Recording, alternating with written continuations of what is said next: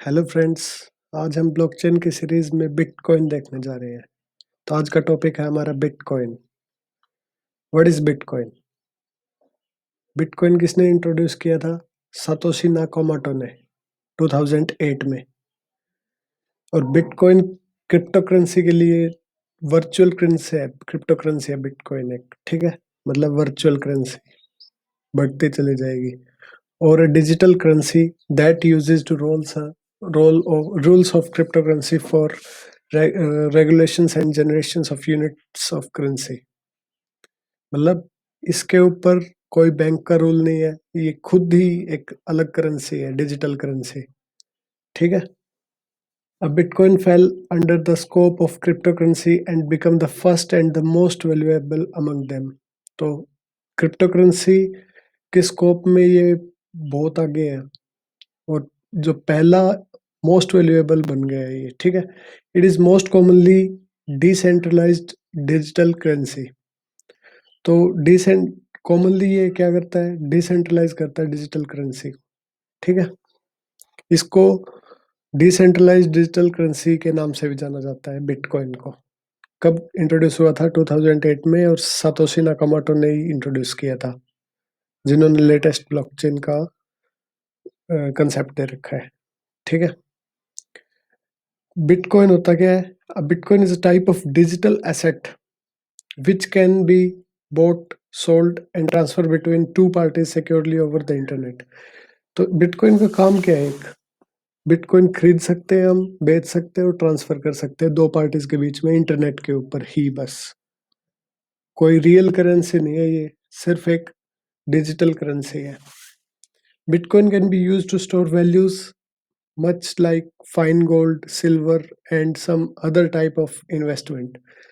Bitcoin investment को भी store कर सकता है, जैसे सिल्वर में इन्वेस्ट किया, स्टॉक मार्केट में हम इन्वेस्ट करते हैं ना, तो फाइन गोल्ड गोल्ड में इन्वेस्टमेंट कर देते हैं, सिल्वर के अंदर इन्वेस्टमेंट करते थे, वह इन्वेस्टमेंट स्टोर करता है बिटकॉइन, ठीक है।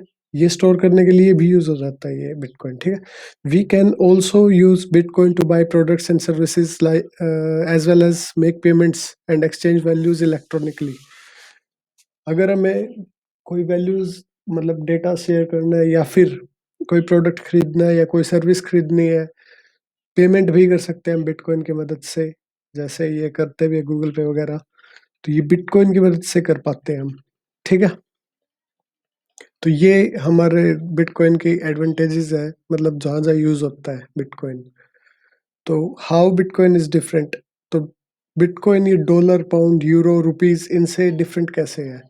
ट्रेडिशनल करेंसीज है हमारी, क्या? डॉलर, पाउंड, यूरो और हमारे रुपीज हो गया इंडिया के अंदर, which can also be use to buy things and exchange values electronically. तो इनसे हम कोई चीज खरीद भी सकते हैं ट्रेडिशनल करेंसीज से, और कोई भी मतलब जैसे फ्लिपकार्ट वगैरह पे हम पे करके डॉलर, पाउंड और यूरो या फिर रुपीज पे करके हम कोई भी चीज खरीद सकते हैं या फिर एक्सचेंज कर सकते हैं values electronically. There are no physical coins for Bitcoin और पेपर बिल्स। ना तो पेपर बिल है, ना फिजिकल कॉइन है बिटकॉइन के लिए। When you send bitcoin to someone और used bitcoin to buy anything, जब कोई किसी के पास आप बिटकॉइन भेजते हो या फिर कोई बाय करता है बिटकॉइन की मदद से कुछ, you don't need to use a bank. आपको बैंक में यूज करने की जरूरत नहीं है, ना कोई कार्ड यूज करने की जरूरत है, क्रेडिट कार्ड, डेबिट कार्ड, ना फिर कोई थर्ड पार्टी का रोल चाहिए उसमें, security as a security bills कुछ नहीं चाहिए। Instead, you can simply send Bitcoin directly to another party over the internet with securely and almost instantly। तो हम जो ट्रांजैक्शन कितनी भी बड़ी क्यों ना ट्रांजैक्शन हो, इंस्टेंटली ट्रांजैक्ट कर पाते हैं बिटकॉइन की मदद से, और सिर्फ इंटरनेट पे ही हम किसी दूसरी पार्टी को हम बिटकॉइन भेज सकते हैं, ठीक है। इसके बाद में देखते हैं हम बिटकॉइन कैसे वर्क करता है। उससे पहले एक एग्जांपल देखिए, जैसे आपने एक फोटो भेजी किसी के पास ईमेल के थ्रू, तो रिसीवर का ईमेल एड्रेस डालेंगे उसके अंदर, और फिर वो जो फोटो होगी वो रिसीव हो जाएगी रिसीवर को, जिसका ईमेल एड्रेस हमने डाला है।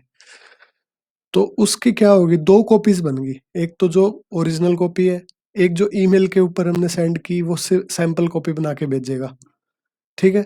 तो डबल स्पेंड प्रॉब्लम आ गई इसके अंदर। जैसे अब बैंक के अंदर देखिए, हम बैंक के अंदर डिपॉजिट करवाते हैं, जैसे आप किसी थर्ड पर्सन को बैंक के अंदर डिपॉजिट करवाने जा रहे हो, ठीक है, तो उसके खाते में आपने डिपॉजिट करवाया, रिसीवर को रिसीव हुआ, रिसीवर की ट्रांजैक्शन भी बैंक के पास गई और सेंडर की ट्रांजैक्शन भी बैंक के पास गई, तो इसमें डबल कॉपीज बन गई ना, एक तो आपकी कॉपी बनी, एक जो रिसीवर निकलवा रहा है उसकी कॉपी बनी। तो ये ना करते हुए बिटकॉइन का यूज करें ताकि एक ही कॉपी बने, ना तो डबल स्पेंड प्रॉब्लम हो, मतलब दो बार, एक बार तो आपको डलवाने के लिए चार्जेस देना पड़ रहा है, एक बार पैसा निकलवाने के लिए चार्जेस देना पड़ रहा है, ठीक है। तो ये तो करेंसी का मतलब मिस यूज होने लग गया, ट्रांजैक्शन चार्जेस इतने मतलब ज्यादा ही दे रहे हैं अगर हैवी बल्क ट्रांजैक्शन है तो, ठीक है। तो बिटकॉइन की वर्किंग कैसे है?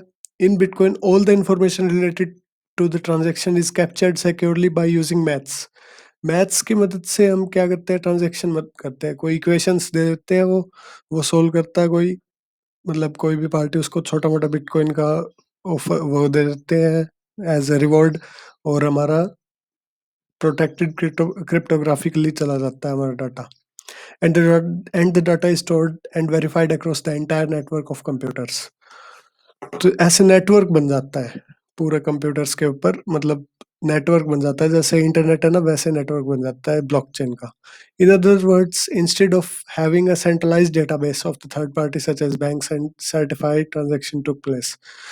अगर दूसरे अगर तरीके से देखें इसको, तो थर्ड पार्टी होती है जैसे बैंक्स होते हैं, वो ट्रांजैक्शन का रिकॉर्ड रखती है, तो ऐसे ही ब्लॉकचेन रखता है इसमें ट्रांजैक्शन का record.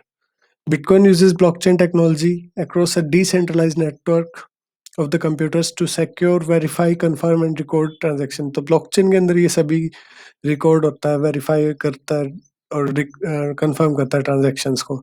Since the data is stored in decentralised manner, decentralised manner के अंदर डेटा स्टोर होता है पूरे नेटवर्क के अंदर, वाइड नेटवर्क के अंदर। There is no single point of failure, कोई भी फेलियर के चांसेस बहुत मिनिमम चांसेस है ही नहीं, no single point. This makes blockchain more secure and less prone to fraud. तो ब्लॉकचेन की जो सिक्योरिटी है वो बहुत हाई है, और इसलिए वो तोड़ नहीं पाते हैं, कोई भी नहीं तोड़ पाएगा उसकी सिक्योरिटी। टैम्परिंग और general system failure then keeping them a single centralised location, क्योंकि उसमें सेंट्रल कोई सेंट्रलाइज्ड लोकेशन ही नहीं है, डिसेंट्रलाइज्ड मैनर में काम करता है वो। एक बार हुआ ट्रांजैक्शन कंप्लीट, वो ब्लॉक उसके चेन के अंदर चला गया, उसको खोल ही नहीं सकते दोबारा, बस देख सकते हैं उसके अंदर हाँ रिकॉर्ड है, ठीक है। तो फेलियर के और फ्रॉड के चांसेस तो बहुत कम हो गए, ठीक है। तो आई होप आपको बिटकॉइन समझ में आ गया होगा, और अगर इस वीडियो से रिलेटेड कोई डाउट है तो कमेंट्स के जरिए पूछ लिएगा, and please subscribe the channel. Thank you.